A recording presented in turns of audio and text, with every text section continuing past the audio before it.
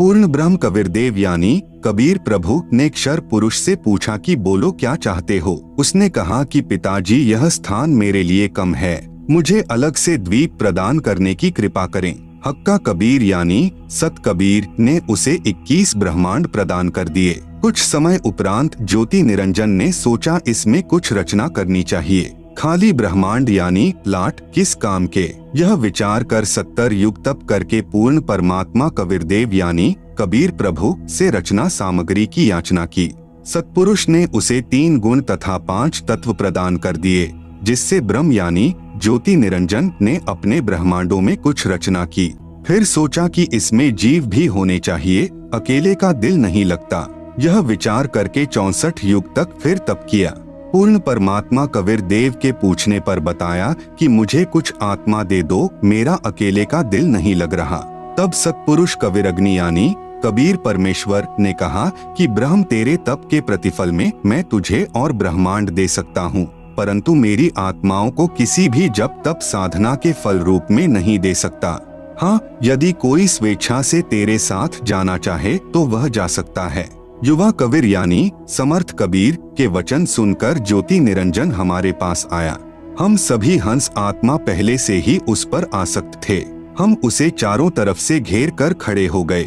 ज्योति निरंजन ने कहा कि मैंने पिताजी से अलग 21 ब्रह्मांड प्राप्त किए हैं, वहाँ नाना प्रकार के रमणीय स्थल बनाए हैं, क्या आप मेरे साथ चलोगे? हम सभी हंसों ने, जो आज 21 ब्रह्मांडों में परेशान हैं, कहा कि हम तैयार हैं, यदि पिताजी आज्ञा दें। तब क्षर पुरुष पूर्ण ब्रह्म महान कबीर यानी समर्थ कबीर प्रभु के पास गया तथा सर्व वार्ता कही।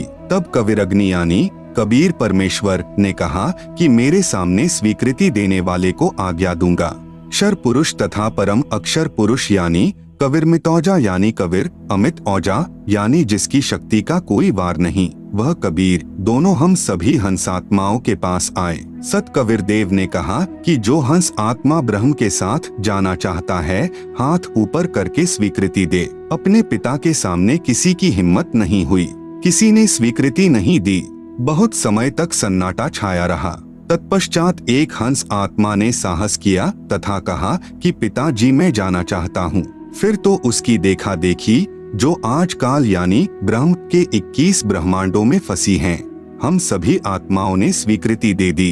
परमेश्वर कबीर जी ने ज्योति निरंजन से कहा कि आप अपने स्थान पर जाओ।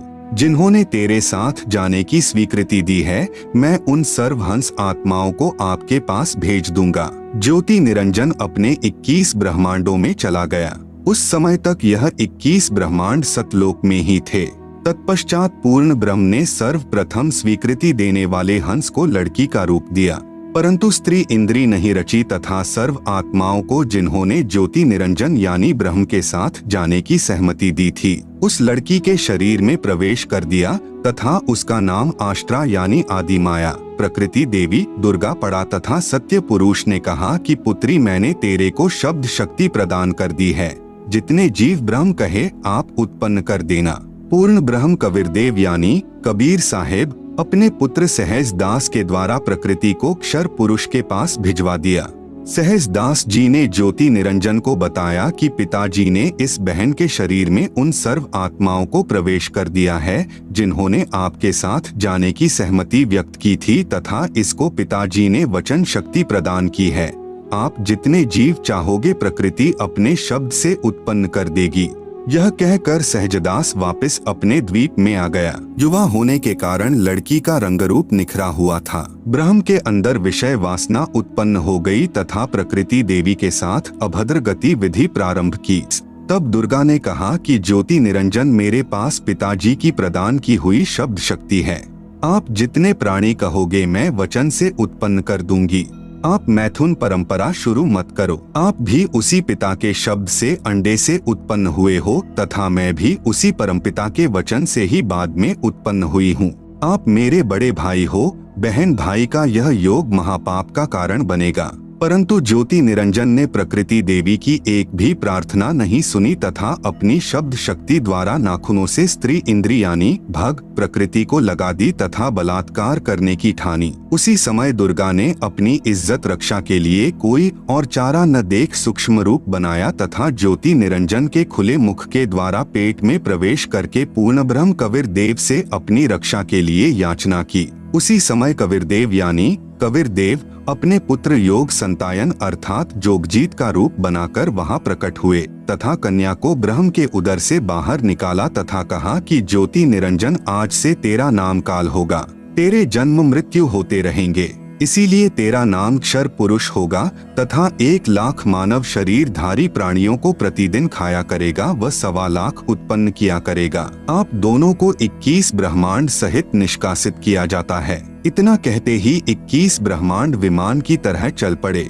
सहज दास के द्वीप के पास से होते हुए सतलोक से 16 शंख कोस यानी 1 कोस लगभग 3 किलोमीटर का होता है की दूरी पर आकर रुक गए।